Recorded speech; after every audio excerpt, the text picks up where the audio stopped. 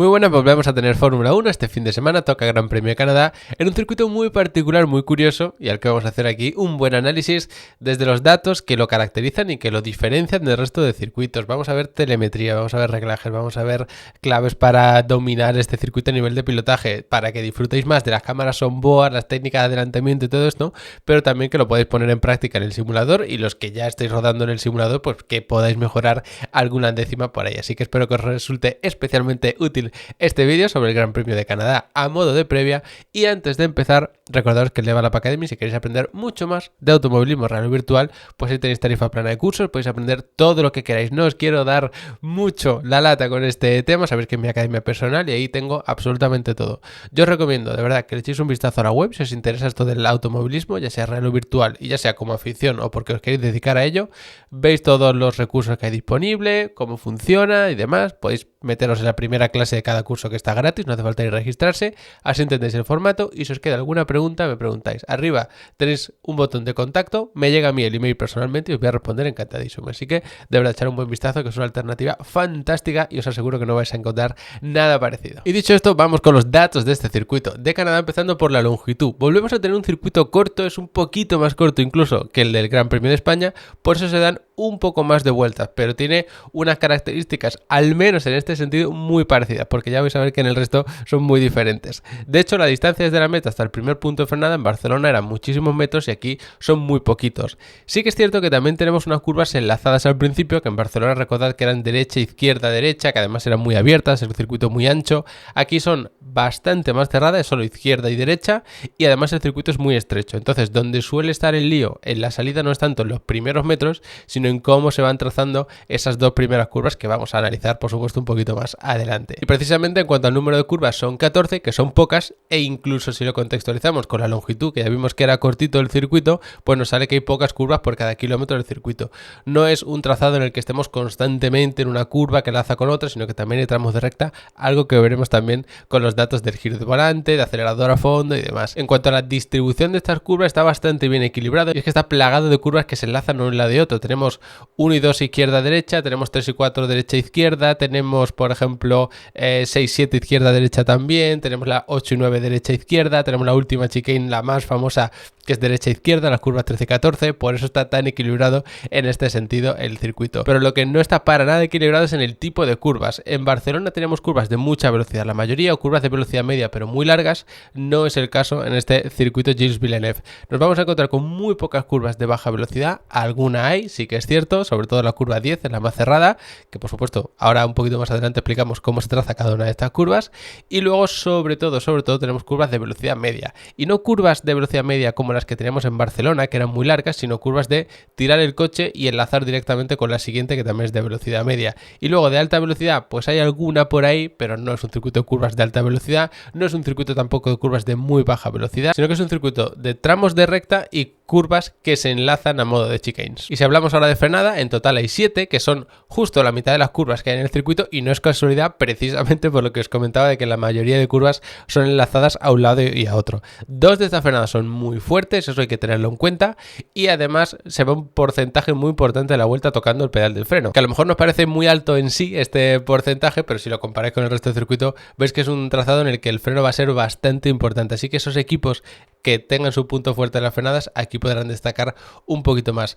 Esto nos da una pista de que la temperatura de los frenos va a ser algo muy importante. No quizá el circuito más crítico en este sentido, porque además los tramos de recta sí que permiten refrigerarlos bastante bien, pero como estamos constantemente machacando, la temperatura media es bastante alta, la temperatura máxima que se llega a alcanzar también, y luego la temperatura mínima, que es como la que no nos suele preocupar, o que nos preocupa en todo caso si es demasiado baja, en este caso no va a ser el problema, pero la media y la máxima sí que pueden ser preocupantes y tienen que prestar especial atención ahí los equipos. El otro pedal, el del acelerador, pues se va pisando a fondo un 70% de la vuelta, que parece un número muy alto en este caso, pero no es para tanto. De hecho, lo podemos situar entre los circuitos en los que menos porcentaje de la vuelta se va pisando el acelerador a fondo. Y luego el porcentaje de vuelta que se va en octava marcha no es muy alto tampoco, sobre todo en las rectas que tenemos al final del circuito, justo antes de las curvas 13 y 14, que es la última chicane. Ahí es donde más porcentaje de la vuelta sin duda se va, en esa octava marcha. Y ya sabéis que esto, por contextualizar, son datos sacados del simulador con las mismas condiciones y el mismo reglaje en todos los circuitos para comparar los circuitos en sí. Lo digo porque si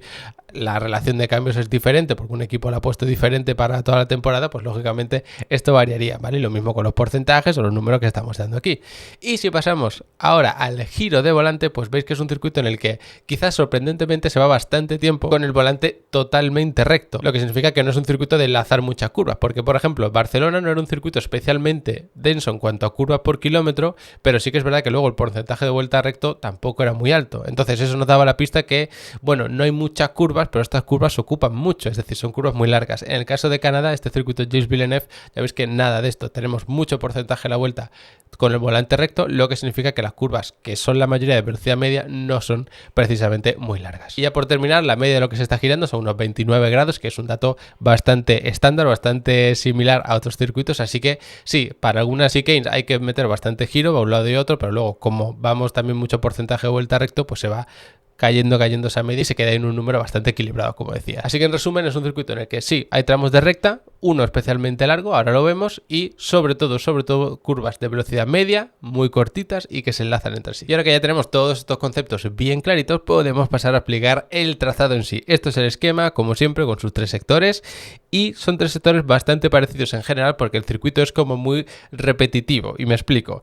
El primer sector lo tenemos aquí, que sí que es quizá el más diferente porque en este tramo se va a bastante velocidad pero justo se frena, curvas de baja velocidad y además esta 2 que es casi una horquilla, tenemos aquí tramo de recta, curvas enlazadas y todo esto que se puede hacer a fondo a no ser que la pista esté muy mal o los neumáticos o haya tráfico y demás, pero como veis es un sector muy cortito. Los otros 2 sectores muy parecidos entre sí: frenada, curvas enlazadas, tramo de recta, frenada, curvas enlazadas, tramo de recta. Siguiente sector: frenada, curva muy cerrada, tramo de recta, pero mucho más largo, frenada, curvas enlazadas y tramo de recta.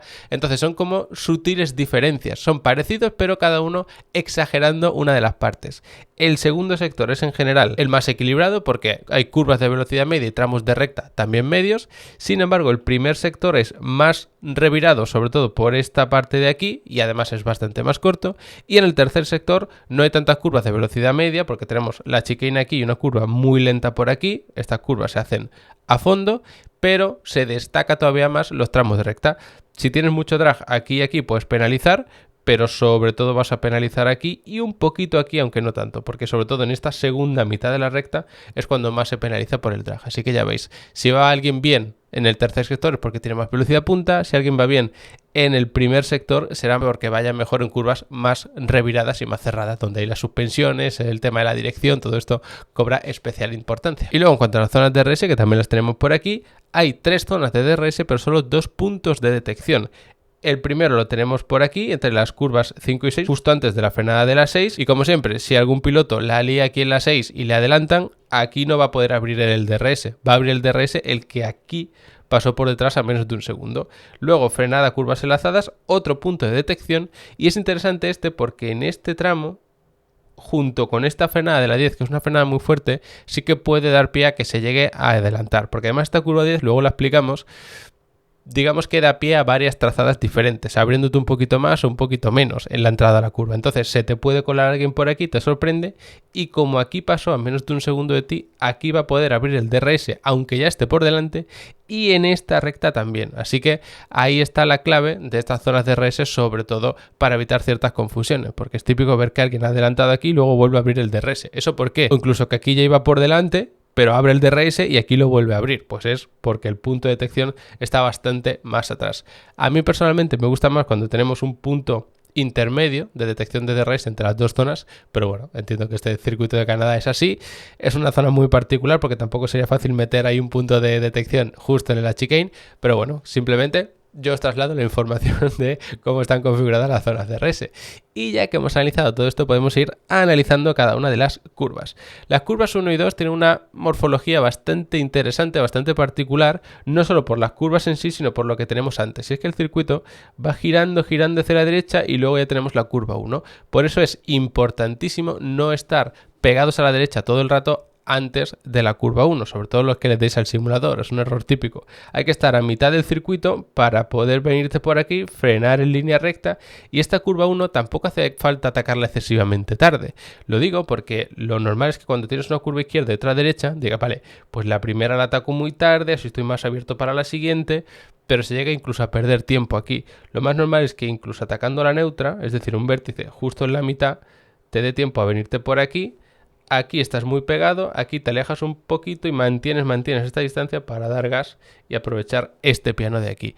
Es una curva bastante traicionera, porque en función de cómo entres y salgas de la 1, tienes que estar pensando ya cómo vas a salir de la 2 y no lo estás viendo, porque tú estás por aquí mirando para acá y la salida está aquí detrás. Así que una curva bastante peculiar, y donde solemos ver algún susto al menos en los entrenamientos libres con ese muro. Luego, pequeñísimo tramo de recta y viene una de las zonas, al menos en mi opinión, más características de este circuito Gilles Villeneuve, y es que es una serie de lazadas, otra vez como lo que nos vamos a encontrar todo el rato, pero con una fuerte bajada aquí que recuerda un poco el sacacorchos de Laguna Seca, o al menos a mí me recuerda eso, entiendo que hay diferencias.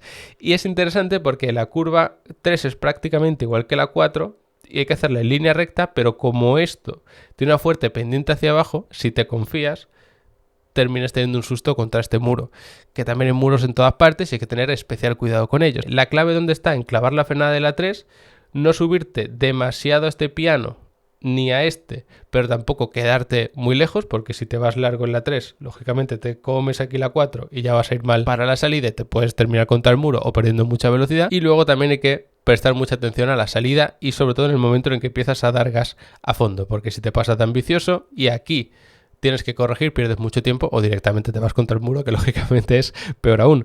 Otro tramo recta por aquí, llegamos a la curva 5, que es todo esto que se puede hacer a fondo, y pasa algo parecido a lo que teníamos en la curva 1, que sí, la 5 se puede hacer a fondo, a no ser, te digo, pues que las condiciones de pista sean muy malas o algo pase, pero lo normal es que sí, pero hay que estar por el centro de la pista para terminar pegados a la derecha. Y no hay mucho tiempo, que puede parecer que vas sobrado y demás, pero no tanto. Y si vas todo el rato pegado a la derecha, la puedes hacer a fondo, pero ahí tienes que meter más giro de volante, deformas más los neumáticos, pierdes más velocidad y al final pierdes tiempo, que es lo que no queremos. Así que hay que estar por el centro de la pista y luego pegarnos justo a la derecha para la frenada.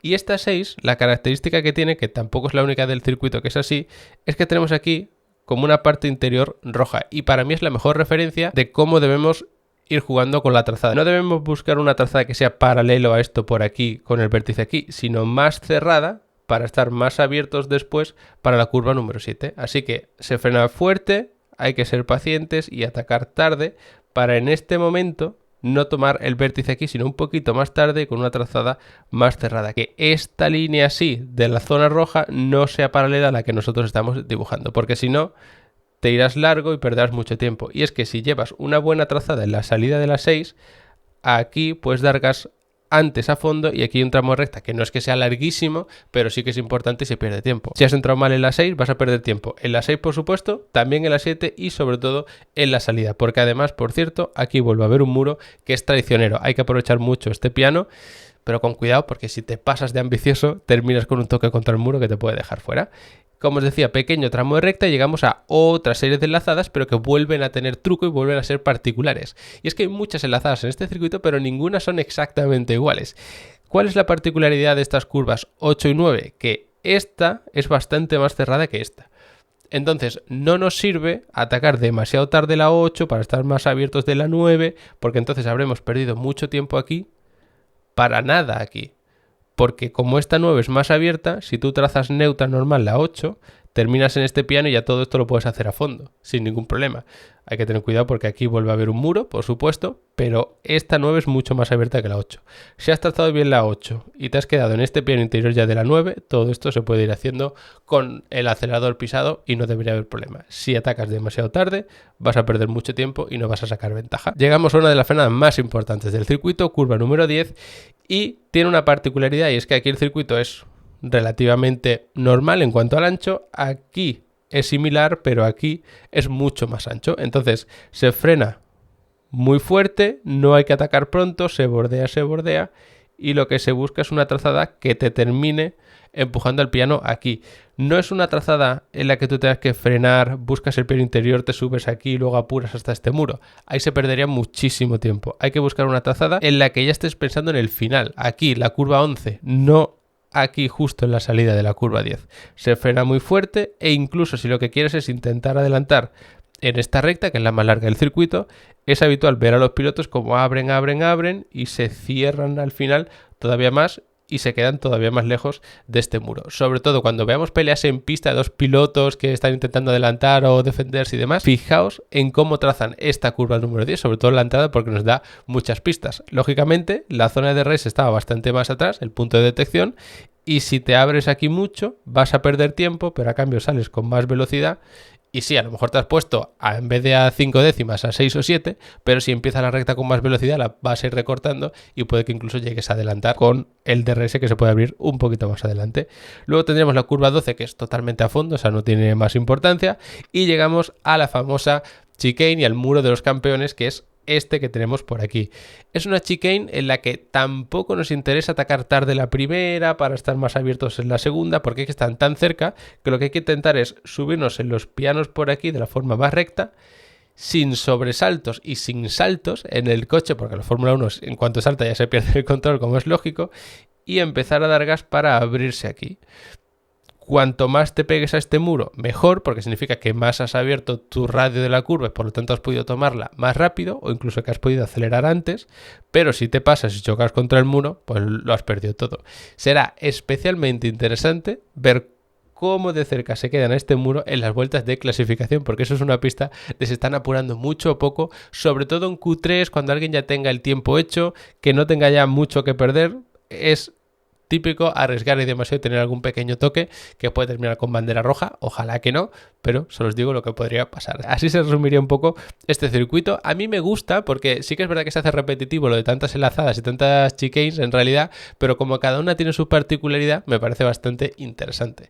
¿Y cómo adaptamos un coche a un circuito como este tan característico? Pues para eso traigo, como siempre, mis imágenes de los coches de Fórmula 1 que me sirven para explicarme un poquito mejor. En cuanto a la aerodinámica, es un circuito de baja carga aerodinámica, por supuesto con el suelo siempre queremos generar la máxima posible, que el coche vaya bajito, que no genere tampoco mucho drag, que es ese empuje del aire hacia atrás, y así podemos ir rápido en las rectas y también en las curvas, ¿no? El mundo ideal.